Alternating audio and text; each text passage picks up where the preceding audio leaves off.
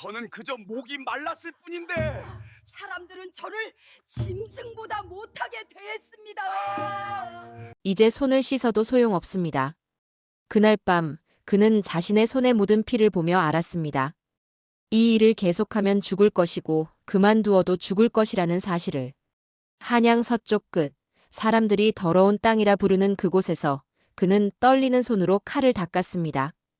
방금 전까지 그 칼은 한 사람의 목을 베었습니다.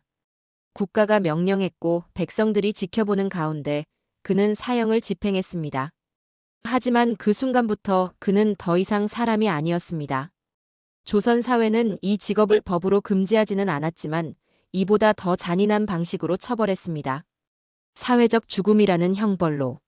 마을 사람들은 그가 지나가면 침을 뱉었고 우물에서 물을 기르려 하면 두레박을 치웠습니다. 아이들은 그를 보며 저 사람 근처에 가지 말라는 말을 들으며 자랐습니다. 심지어 그의 가족조차 그와 같은 밥상에 앉기를 꺼려했습니다. 그런데 이상한 점이 있습니다. 조선은 유교 국가였고 법치주의를 표방했으며 사형 제도를 엄격히 운영했습니다. 그렇다면 누군가는 반드시 사형을 집행해야 했습니다. 국가는 이 일을 누군가에게 시켜야 했고 그 누군가는 대가를 치러야 했습니다. 바로 여기에 조선 사회가 감춘 가장 잔인한 모순이 숨어 있습니다. 오늘 우리가 살펴볼 직업은 망나니, 즉 사형 집행인입니다. 교과서는 이들의 존재를 단 한 줄도 언급하지 않습니다. 역사 드라마는 사형 장면을 보여주지만 칼을 든 사람의 삶은 다루지 않습니다. 하지만 조선왕조실록과 승정원일기는 분명히 기록하고 있습니다. 이 일을 하는 자는 천민보다 낮은 존재로 여겨졌으나 국가는 이들 없이 형벌을 집행할 수 없었다. 이 한 줄의 기록 뒤에는 수백 년 동안 이어진 비극이 숨어 있습니다. 한 사람의 생존이 곧 사회적 죽음을 의미했던 직업. 아버지가 망나니였다면 아들도 망나니가 되어야 했던 세습의 굴레. 사람들은 이들을 더러운 존재라 불렀지만 동시에 이들이 없으면 국가 체제가 무너졌습니다. 이 충격적인 모순이 존재할 수밖에 없었던 이유는 무엇일까요? 그리고 이 직업을 가진 사람들은 어떻게 살아남았을까요? 지금부터 우리는 조선 역사에서 가장 어두운 구석, 가장 금기시되었던 직업, 그리고 그 직업을 가진 사람들의 이야기를 따라가 보겠습니다. 왜 이 직업이 생겨났는가? 조선이 건국되던 1392년 새로운 국가는 명확한 법 체계를 세우기 시작했습니다. 유교 국가를 표방한 조선은 경국대전을 통해 범죄와 처벌의 기준을 명문화했습니다. 도둑질, 살인, 반역, 강간 등 중대한 범죄에는 사형이라는 극형이 내려졌습니다. 문제는 여기서 시작되었습니다. 사형을 집행하려면 누군가는 반드시 그 일을 해야 했습니다. 칼을 들어 사람의 목을 베거나 교수형을 집행하거나 능지처참을 실행하는 사람이 필요했습니다. 하지만 유교 사회에서 사람을 죽이는 행위는 극도로 금기시되었습니다. 부모에게 받은 몸을 훼손하지 말라는 가르침 속에서 다른 사람의 목숨을 빼앗는 일은 상상조차 할 수 없는 죄악이었습니다. 그렇다면 국가는 어떻게 이 문제를 해결했을까요? 태종실록 7년 6월 기록은 이렇게 전합니다. 형벌을 집행하는 자는 따로 정하되 이들은 양인의 신분을 벗어날 수 없으나 사회적으로는 천민 이하로 대우한다. 이 한 문장이 수백 년간 이어질 비극의 시작이었습니다. 국가는 형벌 집행을 위해 특정 사람들을 지정했고 이들에게 망난이라는 이름을 붙였습니다. 망난이의 어원은 명확하지 않지만 망은 끝, 난이는 놈을 뜻하는 비속어로 추정됩니다. 즉, 인간 사회의 끝에 있는 놈이라는 뜻입니다. 이들은 법적으로는 양인이었지만 실제로는 노비보다 더 낮은 취급을 받았습니다. 왜냐하면 노비는 적어도 주인의 재산이라도 되지만 망나니는 누구의 소유도 아니면서 동시에 누구에게도 인정받지 못하는 존재였기 때문입니다. 조선 초기, 이 직업은 주로 죄를 지은 사람들 중에서 선발되었습니다. 사형을 면한 대신 평생 형벌 집행을 담당하는 조건으로 살아남은 사람들이었습니다. 하지만 시간이 지나면서 이 직업은 세습되기 시작했습니다. 아버지가 망나니였다면 아들도 자동으로 망나니가 되었습니다. 심지어 딸이 태어나도 망나니, 집안의 딸이라는 이유로 결혼조차 할 수 없었습니다. 오늘 우리는 이 장면에서 중요한 진실을 발견하게 됩니다. 조선은 법치를 강조했지만 그 법을 집행하는 사람은 법의 보호를 받지 못했습니다. 국가는 형벌 제도를 운영했지만 형벌을 실행하는 사람에게는 아무런 존엄도 주지 않았습니다. 이 모순은 단순히 과거의 이야기가 아닙니다. 오늘날에도 우리 사회에는 꼭 필요하지만 아무도 하고 싶어 하지 않는 일이 존재합니다. 그 일을 하는 사람들을 우리는 어떻게 대하고 있을까요? 조선의 망나니처럼 필요하지만 천시하고 있지는 않을까요? 이 질문은 우리가 역사를 통해 스스로에게 던져야 할 성찰입니다. 망나니라는 직업의 탄생은 단순히 형벌 집행이라는 기술적 문제를 넘어서 한 사회가 자신의 모순을 어떻게 특정 집단에게 떠넘기는지를 보여주는 사례입니다. 1782년 가을, 한양 서쪽 끝 망나니골이라 불리던 마을에서 한 아이가 태어났습니다. 아이의 이름은 기록에 남지 않았지만 그의 아버지는 당대 최고의 망나니였습니다. 40년간 200명이 넘는 사형수의 목을 베었던 사람이었습니다. 아이가 태어나던 날 마을 사람들은 축하는커녕 혀를 찼습니다. 또 한 명의 망나니가 태어났구나. 이 아이는 태어나는 순간부터 이미 운명이 정해져 있었습니다. 아버지의 직업을 물려받아 평생 사형을 집행하며 살아야 한다는 운명. 조선 사회에서 망나니는 법적으로 세습이 강제되지는 않았습니다. 하지만 현실은 달랐습니다. 망나니의 아들은 다른 직업을 가질 수 없었습니다. 누가 망나니의 아들을 고용하겠습니까? 누가 망나니 집안과 혼인을 맺겠습니까? 승정원일기 영조 28년 기록은 이렇게 적고 있습니다. 형벌 집행인의 자손은 비록 재주가 있어도 과거에 응시할 수 없으며 관직에 나아갈 길이 막혀 있다. 이 한 줄의 기록이 의미하는 것은 명확합니다. 망나니 집안에 태어난 사람은 아무리 똑똑하고 능력이 있어도 신분 상승의 기회가 완전히 차단되어 있다는 것입니다. 조선은 신분제 사회였지만 양반도 과거 시험을 통해 관직에 나아갈 수 있었고 중인도 기술직으로 인정받을 수 있었으면 심지어 노비도 속량을 통해 자유민이 될 수 있었습니다. 하지만 망나니만은 예외였습니다. 그 어떤 노력으로도 그 어떤 재능으로도 이 굴레에서 벗어날 수 없었습니다. 세습은 단지 직업의 대물림이 아니었습니다. 그것은 수치와 고통, 그리고 절망의 대물림이었습니다. 1801년 순조 즉위 직후 기록된 한 상소문에는 이런 내용이 있습니다. 당시 한 양반 학자가 올린 상소였는데 그는 망나니 제도의 모순을 이렇게 지적했습니다. 국가는 형벌을 집행하는 자를 필요로 하면서도 그들을 인간으로 대우하지 않습니다. 그들의 자식은 태어나는 순간부터 죄인 취급을 받으며 평생 아버지의 칼을 물려받아야 합니다. 이것이 과연 성군의 정치입니까? 하지만 이 상소는 받아들여지지 않았습니다. 오히려 상소를 올린 학자는 쓸데없는 논의로 국정을 어지럽힌다는 비판을 받았습니다. 왜 조선 사회는 이 명백한 모순을 고치지 않았을까요? 여기에는 두 가지 이유가 있었습니다. 첫째, 망나니 직업의 특수성 때문이었습니다. 사형 집행은 숙련된 기술이 필요했습니다. 칼을 어떻게 휘두르느냐에 따라 사형수가 한 번에 죽을 수도 여러 번 고통받으며 죽을 수도 있었습니다. 조선은 심지어 사형수에게도 고통 없이 죽을 권리를 인정했기 때문에 망나니의 기술은 매우 중요했습니다. 그런데 이 기술을 누가 가르칠 수 있겠습니까? 결국 아버지가 아들에게 가르치는 수밖에 없었습니다. 둘째, 사회적 편견 때문이었습니다. 사람들은 망나니를 부정한 존재로 여겼습니다. 피를 다루는 일, 죽음을 다루는 일 자체가 부정하다고 믿었습니다. 그래서 망나니가 지나간 길에는 소금을 뿌렸고 망나니가 만진 물건은 버렸습니다. 이런 사회에서 망나니의 아들이 어떻게 다른 직업을 가질 수 있겠습니까? 1845년 헌종시대 기록에는 이런 사연이 남아 있습니다.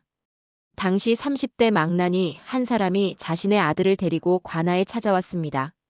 그는 아들만큼은 이 직업을 물려주고 싶지 않다며 눈물로 호소했습니다. 제 아들은 글을 읽을 줄 알고 셈도 잘합니다. 부디 다른 일을 할 수 있도록 허락해 주십시오. 하지만 관리의 대답은 냉정했습니다. 내 아버지가 망나니인데 내가 무슨 일을 하겠느냐? 내 운명을 받아들여라. 그날 이후 이 아들의 기록은 사라집니다. 아마도 아버지의 뜻을 이루지 못하고 결국 칼을 물려받았을 것입니다. 오늘 우리는 이 장면에서 깊은 슬픔을 느끼게 됩니다. 한 아버지가 자식에게 물려주고 싶지 않았던 것은 단지 직업이 아니었습니다. 그것은 평생 따라다닐 수치, 평생 벗어날 수 없는 사슬, 평생 인간으로 인정받지 못할 운명이었습니다. 조선은 부모의 은혜를 강조했지만 망나니 아버지는 자식에게 은혜가 아니라 저주를 물려줄 수밖에 없었습니다. 이것이 세습제도가 만들어낸 가장 잔인한 현실이었습니다. 오늘날 우리 사회에도 세습되는 차별이 존재하지 않을까요? 부모의 직업, 부모의 경제력, 부모의 학력이 자녀의 미래를 결정하는 구조가 여전히 남아있지 않을까요? 이 질문 앞에서 우리는 조선의 망나니 제도를 단순히 과거의 야만으로 치부할 수 없습니다. 1823년 봄 한양 종로 한복판에서 한 남자가 우물에서 물을 기르려 했습니다. 그 순간 마을 사람들이 달려와 두레박을 빼앗고 그를 밀쳐냈습니다. 망나니 놈이 우물을 더럽히려 하는가. 남자는 아무 말도 하지 못한 채 물러섰습니다. 그는 그저 목이 말라 물을 마시고 싶었을 뿐이었습니다. 하지만 조선 사회에서 망나니는 같은 우물의 물을 마실 자격조차 없었습니다. 이것이 망나니들이 매일 겪어야 했던 일상이었습니다. 조선시대 망나니에 대한 차별은 법으로 정해진 것이 아니었습니다. 오히려 더 잔인했습니다. 법보다 더 강력한 관습이라는 이름으로 이들을 억압했습니다. 한경지략이라는 한양 풍속을 기록한 문헌에는 이런 내용이 있습니다. 형벌 집행인은 마을 공동체에서 완전히 배제되며 어떤 모임에도 참석할 수 없고 어떤 행사에도 초대받지 못한다. 이 한 문장이 의미하는 것은 무엇일까요? 망나니는 같은 마을에 살면서도 이웃이 아니었습니다. 같은 땅을 밟으면서도 같은 공동체의 일원이 아니었습니다. 심지어 같은 인간으로 취급받지도 못했습니다. 구체적으로 어떤 차별이 있었는지 살펴보겠습니다. 첫째, 거주지 분리였습니다. 망나니들은 마을 한복판에 살 수 없었습니다. 반드시 마을 가장자리, 사람들이 기피하는 곳에 집을 지어야 했습니다. 주로 형장 근처, 공동묘지 근처, 혹은 쓰레기 더미 근처였습니다. 한양에는 망나니골이라고 불리는 지역이 따로 있었는데 지금의 서대문구 일대로 추정됩니다. 당시 이곳은 도성 밖이었고 형장이 가까웠습니다. 둘째, 사회적 접촉 금지였습니다. 망나니는 일반 백성과 악수할 수 없었고 같은 밥상에 앉을 수 없었으며 심지어 같은 길을 걸을 때도 비켜서야 했습니다. 1790년대 기록에는 이런 사건이 남아 있습니다. 한 망나니가 장터에서 채소를 사려 했는데 상인이 물건을 팔지 않았습니다. 내 손이 닿으면 물건이 더러워져서 다른 손님이 사지 않는다. 망나니는 결국 돈을 땅에 던지고 상인은 채소를 땅에 던져주는 방식으로 거래했습니다. 인간 대 인간의 거래가 아니라 마치 짐승을 대하듯 거래한 것입니다. 셋째, 혼인 금지였습니다. 망나니 집안과는 어떤 집안도 혼인을 맺지 않았습니다. 양반은 물론이고 상민도 심지어 천민조차 망나니 집안과의 혼인을 거부했습니다. 그 결과 망나니들은 망나니 집안끼리만 혼인할 수밖에 없었습니다. 이것은 단순한 차별을 넘어서 유전적 격리 수준이었습니다. 1834년 순조시대 기록에는 이런 비극적 사연이 있습니다. 한 망나니의 딸이 평범한 농부와 사랑에 빠졌습니다. 두 사람은 몰래 만나며 결혼을 꿈꿨습니다. 하지만 망나니의 딸이라는 사실이 알려지자 남자의 가족은 격렬히 반대했습니다. 망나니 집안과 혼인하면 우리 집안이 망한다. 결국 두 사람은 헤어질 수밖에 없었고 여자는 평생 결혼하지 못했습니다. 넷째, 종교활동 제한이었습니다. 유교 사회였던 조선에서 조상제사는 매우 중요했습니다. 하지만 망나니들은 마을 공동제사에 참여할 수 없었습니다. 심지어 자신의 조상제사조차 제대로 지낼 수 없었습니다. 왜냐하면 제사에 필요한 제수용품을 구하기 어려웠고 제사를 지낼 때 다른 집안 사람들을 초대할 수도 없었기 때문입니다. 정조실록 18년 기록에는 이런 내용이 있습니다. 형벌 집행인은 비록 사람이지만 사람 대우를 받지 못하니 이들의 처지는 노비보다 못하다. 정조 임금조차 이 문제를 인식하고 있었습니다. 하지만 해결책은 제시하지 않았습니다. 왜냐하면 망나니에 대한 차별은 법의 문제가 아니라 사회 전체의 인식 문제였기 때문입니다. 오늘 우리는 이 장면에서 인간의 존엄성이 어떻게 짓밟힐 수 있는지를 목격합니다. 망나니들은 법적으로 노예가 아니었지만 실제로는 노예보다 더 낮은 대우를 받았습니다. 그들은 자유민이었지만 실제로는 어떤 자유도 누리지 못했습니다. 그들은 국가가 필요로 하는 일을 했지만 국가는 그들을 보호하지 않았습니다. 이것은 단순히 과거의 야만이 아닙니다. 오늘날에도 우리 사회에는 보이지 않는 차별이 존재합니다. 특정 직업, 특정 지역, 특정 출신에 대한 편견과 차별이 여전히 남아 있습니다. 우리는 망나니에 대한 조선 사회의 태도를 비판하면서도 동시에 우리 자신 안에 있는 편견을 되돌아봐야 합니다. 1785년 정조 9년 한양 의금부에서 중대한 문제가 발생했습니다. 반역죄로 사형을 선고받은 죄수가 있었는데 정작 사형을 집행할 망나니가 없었습니다. 당시 한양의 주요 망나니 2명이 병으로 쓰러졌고 다른 망나니들은 나이가 많아 칼을 제대로 휘두를 수 없었습니다. 의금부는 급히 지방에 공문을 보내 망나니를 찾았지만 쉽게 구할 수 없었습니다. 결국 사형 집행이 2달이나 미뤄졌습니다. 이 사건은 조선 왕조가 직면한 근본적 모순을 드러냈습니다. 국가는 망나니를 극도로 천시했지만 동시에 절대적으로 필요로 했습니다. 정조실록 9년 7월 기록은 이 상황을 이렇게 전합니다. 형벌 집행인이 부족하여 국가의 형정이 제대로 시행되지 못하고 있으니 이는 나라의 큰 우환이다. 이 한 문장 속에 조선 왕조의 위선이 고스란히 담겨 있습니다. 국가는 망나니를 우환이라고 표현하면서도 동시에 망나니 없이는 형정을 시행할 수 없다고 인정했습니다. 그렇다면 국가는 왜 망나니를 제대로 대우하지 않았을까요? 여기에는 유교 이념과 현실 정치의 충돌이 있었습니다. 유교는 인을 최고의 덕목으로 삼았습니다. 사람을 죽이는 행위는 인의 정신에 반하는 것이었습니다. 하지만 동시에 유교는 법치를 강조했고 범죄자에 대한 처벌을 정당화했습니다. 이 모순을 해결하기 위해 조선은 교묘한 방법을 사용했습니다. 사형 제도는 유지하되 사형을 집행하는 사람을 사회에서 격리시키는 것이었습니다. 즉, 국가는 우리는 인을 실천한다고 주장하면서 동시에 더러운 일은 망나니에게 맡긴다는 이중성을 유지한 것입니다. 1795년 정조는 흠음신서라는 법률서를 편찬했습니다. 이 책에서 정조는 형벌의 공정성과 신중함을 강조했습니다. 하지만 놀랍게도 이 책 어디에도 사형을 집행하는 망나니에 대한 언급은 없습니다. 마치 사형은 저절로 집행되는 것처럼 기술되어 있습니다. 이것이 조선 지배층의 태도였습니다. 사형은 필요하지만 사형 집행인은 존재하지 않는 것처럼 취급했습니다. 국가의 모순은 여기서 끝나지 않았습니다. 망나니에게는 월급이 지급되었지만 그 액수는 터무니없이 적었습니다. 만기요람이라는 조선 후기 행정문서에는 이런 기록이 있습니다. 형벌 집행인에게는 매달 쌀 2말과 돈 500문을 지급한다. 쌀 2말은 약 24kg입니다. 한 사람이 한 달을 살기에도 부족한 양이었습니다. 더구나 망나니는 대부분 가족이 있었는데 이 적은 월급으로 어떻게 가족을 먹여 살릴 수 있었을까요? 결과적으로 많은 망나니들은 부업을 해야 했습니다. 하지만 앞서 살펴본 대로 망나니는 다른 일을 하기도 어려웠습니다. 그래서 일부 망나니들은 불법적인 일에 손을 댈 수밖에 없었습니다. 1802년 순조시대 기록에는 이런 사건이 있습니다. 한 망나니가 도둑질 혐의로 체포되었습니다. 재판에서 그는 이렇게 호소했습니다. 저는 국가를 위해 사형을 집행했지만 국가는 저를 먹여 살리지 못했습니다. 가족이 굶주리는데 어찌 다른 방법이 있었겠습니까? 하지만 재판부는 이렇게 판결했습니다. 내가 망나니인 것은 내 운명이고 가난한 것도 내 운명이다. 도둑질로 운명을 바꿀 수는 없다.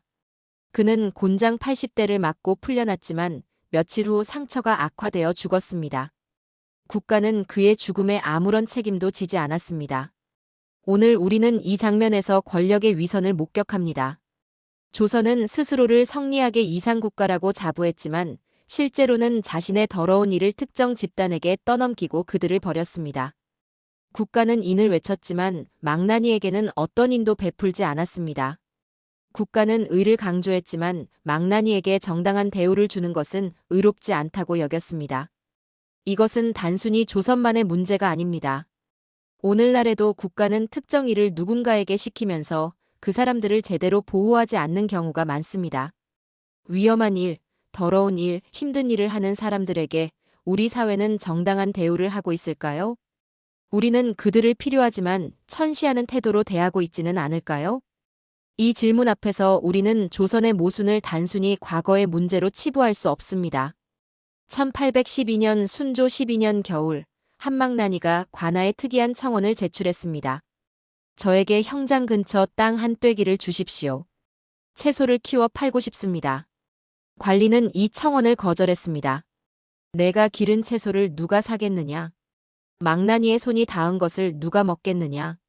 망나니는 아무 말도 하지 못하고 돌아섰습니다. 하지만 그는 포기하지 않았습니다. 몇 달 후, 그는 다시 관아를 찾았습니다.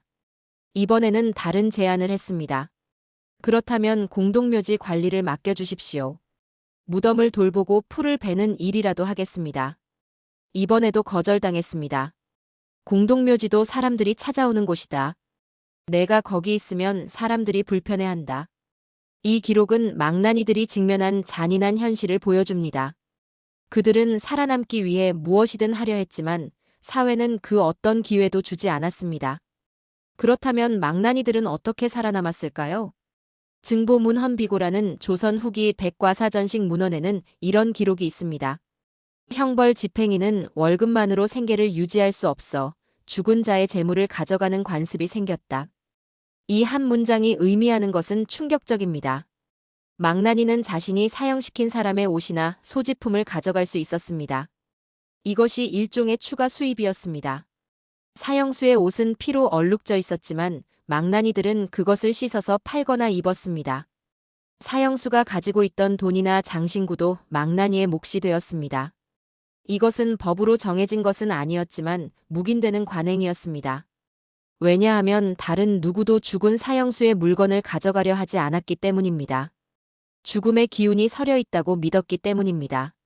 하지만 망나니들은 선택의 여지가 없었습니다. 그들에게는 이것조차 귀중한 생존 수단이었습니다. 1825년 한 기록에는 더 비참한 생존 방식이 나옵니다. 일부 망나니들은 사형 집행 기술을 상품으로 팔기 시작했습니다. 당시 조선에는 사적 복수가 금지되어 있었지만 은밀하게 이루어지는 경우가 있었습니다. 원수를 죽이고 싶지만 직접 할 수 없는 사람들이 망나니를 고용했습니다. 망나니는 돈을 받고 살인을 대행해 주었습니다. 이것은 명백한 범죄였지만 발각되기 어려웠습니다. 왜냐하면 망나니는 이미 사회에서 격리되어 있었고 그들의 행적을 추적하는 사람이 없었기 때문입니다. 1830년대 기록에는 이런 사건이 있습니다. 한 양반이 원수를 갚기 위해 망나니를 고용했습니다. 망나니는 밤에 그 사람을 찾아가 죽였습니다. 나중에 이 사건이 발각되었는데 재판에서 양반은 망나니가 멋대로 한 일이라고 주장했습니다. 망나니는 고문을 받으며 양반의 지시를 받았다고 진술했지만 증거가 부족했습니다. 결국 망나니만 사형을 당했고 양반은 무죄 방면되었습니다. 이 사건은 망나니들이 얼마나 약한 존재였는지 보여줍니다. 그들은 이용당하고 버려지고 심지어 죽임을 당해도 아무도 책임지지 않았습니다. 하지만 모든 망나니가 범죄의 길로 간 것은 아니었습니다. 일부 망나니들은 나름의 방식으로 존엄을 지키려 했습니다. 1840년대 기록에는 이런 이야기가 있습니다. 한 망나니는 평생 사형을 집행하며 모은 돈으로 작은 절을 지었습니다. 그 절에서 그는 매일 자신이 죽인 사람들의 명복을 빌었습니다. 저는 국가의 명령으로 이 일을 했지만 그들의 원한을 풀어주고 싶습니다. 그는 죽을 때까지 그 절을 지켰고 아들에게 이렇게 유언했습니다. 이 일을 계속하게 된다면 적어도 죽은 이들을 위해 기도하거라. 그것이 우리가 할 수 있는 최소한의 인간다움이다. 오늘 우리는 이 장면에서 인간의 존엄성이 무엇인지 다시 생각하게 됩니다. 망나니들은 사회로부터 버림받았지만 그들도 살아남기 위해 몸부림쳤습니다. 어떤 이들은 범죄의 길로 갔고 어떤 이들은 나름의 방식으로 존엄을 지키려 했습니다. 그들은 선택의 폭이 극도로 좁았지만 그 좁은 틈 속에서도 인간으로 살아남으려 했습니다. 우리는 그들을 단순히 가해자 혹은 희생자로만 볼 수 없습니다. 그들은 억압적 체제 속에서 살아남기 위해 싸운 우리와 같은 인간이었습니다. 오늘날에도 극한의 상황에 내몰린 사람들이 있습니다. 그들이 때로 잘못된 선택을 할 때 우리는 그들을 단순히 비난하기 전에 그들이 처한 구조를 먼저 봐야 합니다. 1863년 고종 즉위 직후 한 사관이 특이한 기록을 남겼습니다. 승정원일기 고종 즉위년 12월 조에는 이런 내용이 있습니다. 오늘 형벌 집행인 한 명이 늙어 은퇴를 청했으나 후임자를 구하지 못해 계속 일을 시키고 있다. 그의 나이 72세, 손이 떨려 칼을 제대로 들 수 없다고 한다. 이 짧은 기록 속에는 망나니들의 비참한 현실이 압축되어 있습니다. 72세의 노인이 손이 떨리는 상태로도 사형을 집행해야 했다는 것. 그리고 그를 대신할 사람이 없어 계속 일을 시켰다는 것. 사관은 이 상황을 기록하면서 이렇게 덧붙였습니다. 나라의 형정이 이렇게 처참한 지경에 이르렀으니 통탄할 일이다. 조선왕조실록과 승정원일기에는 망나니에 대한 기록이 드물지만 남아있는 기록들은 모두 이들의 비참한 처지를 증언합니다. 순조실록 24년 기록에는 이런 사건이 있습니다. 형벌 집행인이 사형 집행 도중 실수하여 죄수가 한 번에 죽지 못하고 고통스러워했다. 이에 백성들이 분노하여 형벌 집행인을 돌로 쳤고 그는 그 자리에서 죽었다. 이 기록에서 우리가 주목해야 할 점은 두 가지입니다. 첫째, 망나니의 실수는 기술 부족이 아니라 나이와 건강 악화 때문이었을 가능성이 높습니다. 둘째, 망나니가 폭행당해 죽었지만 가해자들은 처벌받지 않았습니다. 왜냐하면 사관은 이 사건을 백성들의 정당한 분노로 기록했기 때문입니다. 심지어 국가 기록에서도 망나니의 죽음은 안타까운 일이 아니라 당연한 결과로 취급되었습니다. 정조실록에는 정조가 형벌 제도 개혁을 논의하는 장면이 여러 번 나옵니다. 정조는 형벌의 공정성을 강조했고 억울한 죄수를 구하려 노력했습니다. 하지만 정조조차 망나니의 처우 개선에 대해서는 언급하지 않았습니다. 1795년 정조는 이렇게 말했습니다. 형벌은 신중해야 하며 한 사람의 목숨도 함부로 다루어서는 안 된다. 하지만 정작 그 형벌을 집행하는 사람의 목숨에 대해서는 침묵했습니다. 이것이 조선 지배층의 한계였습니다. 그들은 죄수의 인권에 대해서는 고민했지만 망나니의 인권에 대해서는 고민하지 않았습니다. 반면 일부 실학자들은 이 문제를 지적했습니다. 정약용은 목민심서에서 이렇게 썼습니다. 형벌 집행인도 사람이다. 그들이 하는 일이 천하다고 해서 그들 자체가 천한 것은 아니다. 그들에게도 최소한의 인간적 대우가 필요하다. 하지만 정약용의 이 주장은 당시 사회에서 받아들여지지 않았습니다. 오히려 쓸데없는 이야기로 치부되었습니다. 1876년 개항 이후 조선을 방문한 외국인들의 기록에도 망나니에 대한 언급이 나옵니다. 미국 선교사 알렌 호러스 앨런은 이렇게 기록했습니다. 조선에는 사형 집행을 담당하는 특수한 계층이 있다. 그들은 법적으로 자유민이지만 실제로는 노예보다 못한 대우를 받는다. 이것은 조선 사회의 모순을 상징적으로 보여주는 사례다. 일본인 관찰자도 비슷한 기록을 남겼습니다. 조선의 형벌 집행인은 일본의 에타, 천민계층과 비슷하지만 더 심한 차별을 받는다. 일본의 에타는 적어도 자신들의 공동체가 있지만 조선의 망나니는 그마저도 없다. 이런 외국인들의 기록은 객관적 증언으로서 가치가 있습니다. 당시 조선 사회가 얼마나 망나니를 억압했는지를 보여주기 때문입니다. 오늘 우리는 이 기록들을 통해 중요한 사실을 발견합니다. 역사는 승자의 기록이라고 하지만 때로는 패배자, 약자, 천대받은 자들의 흔적도 남깁니다. 망나니에 대한 기록은 많지 않지만 남아있는 기록들은 모두 그들의 고통을 증언합니다. 그리고 그 기록들은 조선 사회의 위선과 모순을 폭로합니다. 우리는 역사 기록을 읽을 때 단지 왕과 양반의 이야기만 볼 것이 아니라 기록 속에서 거의 지워진 사람들의 이야기도 찾아야 합니다. 왜냐하면 그들의 이야기야말로 그 시대의 진짜 모습을 보여주기 때문입니다. 오늘날에도 우리 사회의 기록에서 거의 언급되지 않는 사람들이 있습니다. 그들의 목소리를 듣고 그들의 존재를 기억하는 것이 진정한 역사 공부입니다. 1894년 갑오개혁이 일어났습니다. 조선은 신분제 폐지를 선언했고 모든 사람은 법 앞에 평등하다고 공표했습니다. 이론적으로 망난이라는 직업도 사라져야 했습니다. 하지만 현실은 달랐습니다. 독립신문 1896년 기사에는 이런 내용이 있습니다. 비록 법으로 신분제가 폐지되었으나 백성들의 마음속 차별은 여전하다. 옛 망난이 집안 사람들은 여전히 취업을 거부당하고 혼인을 거부당한다. 법이 바뀌어도 사회의 인식은 쉽게 바뀌지 않았습니다. 망난이 집안 출신이라는 이유로 차별은 계속되었습니다. 심지어 일제강점기에도 해방 이후에도 이런 차별의 흔적은 남아 있었습니다. 1920년대 어떤 노인이 신문 인터뷰에서 이렇게 말했습니다. 나의 증조할아버지가 망난이었다는 이유로 나는 평생 망난이 후손이라는 소리를 들으며 살았다. 신분제가 없어진 지 30년이 지났지만 사람들의 기억은 여전하다. 이 증언은 충격적입니다. 법은 바뀌었지만 사회의 낙인은 3대, 4대를 넘어 이어졌습니다. 이것이 바로 구조적 차별의 무서움입니다. 그렇다면 망나니의 역사는 오늘 우리에게 무엇을 말하고 있을까요? 첫째, 필요하지만 천시하는 이중성의 위험입니다. 조선은 망나니를 필요로 했지만 존중하지 않았습니다. 오늘날에도 우리 사회에는 꼭 필요하지만 아무도 하고 싶어 하지 않는 일이 많습니다. 청소 노동자, 요양보호사, 장례 지도사, 하수도 관리자 등. 우리는 이들의 노동이 없으면 살 수 없지만 정작 이들을 제대로 대우하고 있을까요? 우리는 이들에게 정당한 임금을 주고 있을까요?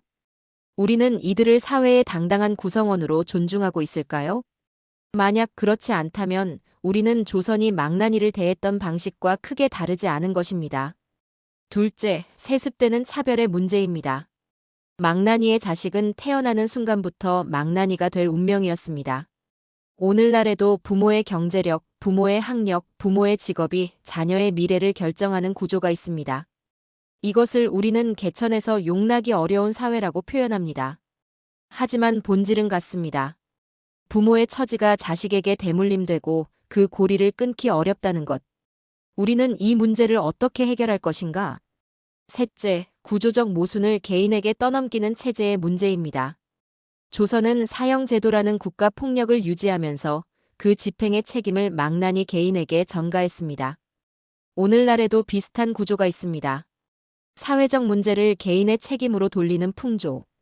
가난을 개인의 게으름으로, 실업을 개인의 무능력으로, 차별을 개인의 노력 부족으로 설명하는 사회. 하지만 망나니의 역사가 보여주듯 많은 문제는 구조적입니다. 개인이 아무리 노력해도 바꿀 수 없는 체제의 문제입니다. 우리는 이것을 인정하고 구조를 바꾸려는 노력을 해야 합니다. 넷째, 기록되지 않은 역사의 중요성입니다. 망나니는 교과서에 나오지 않습니다. 역사 드라마에서도 주인공이 아닙니다. 하지만 그들 없이 조선의 법 체계는 작동할 수 없었습니다. 역사에는 기록되지 않은 수많은 사람들이 있습니다. 그들의 이야기를 발굴하고 기억하고 기록하는 것이 우리의 책임입니다. 왜냐하면 그들의 이야기야말로 그 시대의 진짜 모습을 보여주기 때문입니다. 1950년대 한 역사학자가 이렇게 썼습니다. 역사를 공부하는 목적은 과거를 찬양하기 위함이 아니라 과거의 잘못을 반복하지 않기 위함이다. 망나니의 역사는 우리에게 인간 존엄의 가치를 다시 생각하게 한다. 오늘 우리는 이 7번째 장면에서 가장 중요한 깨달음에 도달합니다. 망나니의 역사는 단순히 옛날에 이런 직업이 있었다는 지식이 아닙니다. 그것은 인간이 인간을 어떻게 억압할 수 있는지, 그리고 그 억압이 얼마나 오래 지속될 수 있는지를 보여주는 경고입니다. 동시에 그것은 억압받는 사람들도 끝까지 인간으로 살아남으려 했다는 희망의 이야기이기도 합니다. 우리는 이 역사를 통해 우리 사회를 돌아봐야 합니다. 우리는 누군가를 필요로 하면서도 천시하고 있지 않은가? 우리는 구조적 문제를 개인의 탓으로 돌리고 있지 않은가? 우리는 차별을 법으로 금지하면서도 마음속으로는 여전히 차별하고 있지 않은가?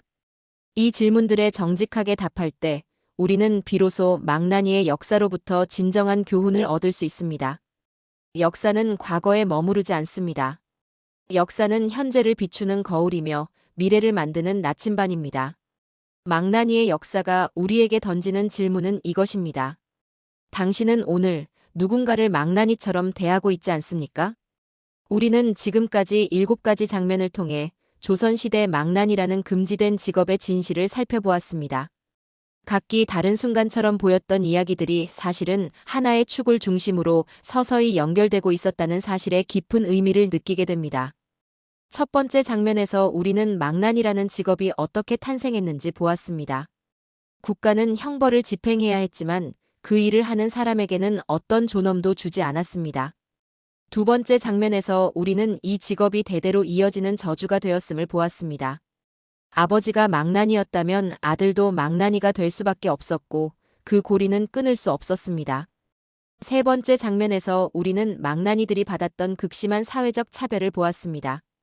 같은 우물의 물도 마실 수 없고 같은 길도 걸을 수 없는 인간 이하의 취급이었습니다.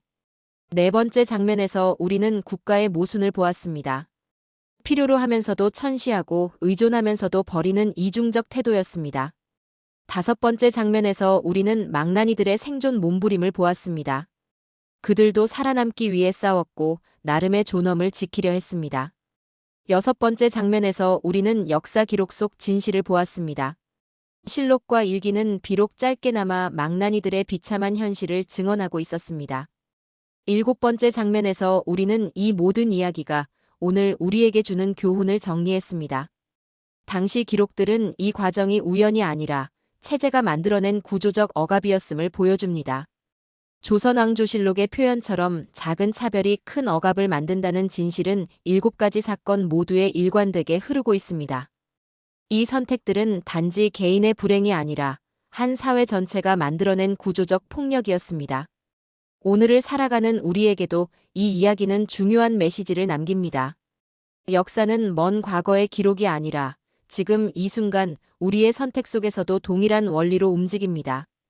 작은 차별, 작은 무시, 작은 배제가 모여 누군가의 삶 전체를 망칠 수 있습니다. 우리는 이 7가지 장면을 통해 배운 교훈을 잊지 말아야 합니다. 차별은 스스로 사라지지 않는다. 누군가의 용기와 선택이 차별을 끝낸다. 이 선언은 과거에만 머무는 말이 아니라 지금 우리의 삶에도 그대로 적용되는 진리입니다. 우리는 오늘 조선시대의 가장 어두운 구석에 숨겨져 있던 이야기를 살펴보았습니다. 망나니, 즉 사형집행인이라는 직업은 교과서에 나오지 않고 드라마에서 다루지 않는 금기의 영역이었습니다. 하지만 그들의 이야기는 단순히 과거의 비극이 아니라 오늘 우리 사회를 비추는 거울입니다. 우리가 살펴본 7가지 장면을 다시 한번 정리해 보겠습니다. 첫째, 망나니라는 직업의 탄생은 국가가 자신의 모순을 특정 집단에게 떠넘긴 결과였습니다. 둘째, 세습의 굴레는 한 사람의 불행이 대대로 이어지는 잔인한 구조였습니다. 셋째, 사회적 차별은 법이 아닌 관습이라는 이름으로 더 강력하게 작동했습니다. 넷째, 국가는 망나니를 필요로 하면서도 천시하는 이중성을 보였습니다. 다섯째, 억압받는 사람들도 끝까지 인간으로 살아남으려 몸부림쳤습니다. 여섯째, 역사 기록은 비록 짧게나마 그들의 존재와 고통을 증언했습니다. 일곱째, 이 모든 이야기는 오늘 우리에게 차별과 억압에 대한 성찰을 요구합니다. 이 이야기들이 하나의 흐름으로 연결되면서 우리에게 던지는 질문은 명확합니다. 우리는 지금 누군가를 망나니처럼 대하고 있지 않은가? 꼭 필요하지만 아무도 하고 싶어 하지 않는 일을 하는 사람들. 그 일을 하는 사람들을 우리는 정당하게 대우하고 있는가? 아니면 조선이 망나니를 대했던 것처럼 필요로 하면서도 천시하고 있는가? 여러분은 이 질문에 어떻게 답하시겠습니까? 오늘 영상에서 가장 충격적이었던 장면은 무엇이었나요? 혹시 현대 사회에도 비슷한 구조적 차별이 있다고 생각하시나요? 댓글로 여러분의 생각을 나눠주세요. 여러분의 관점이 이 역사 이야기를 더 풍성하게 만들어줍니다. 그리고 이 영상이 의미 있었다면 좋아요와 구독으로 응원해주세요. 다음에는 또 어떤 숨겨진 역사를 함께 발굴해볼지 기대해 주셔도 좋습니다. 역사는 오래전 이야기가 아니라 오늘의 우리에게 길을 비추는 등불입니다. 긴 시간 함께 걸어주셔서 감사합니다. 다음 이야기에서도 또 다른 시대의 숨결을 함께 만나러 가요.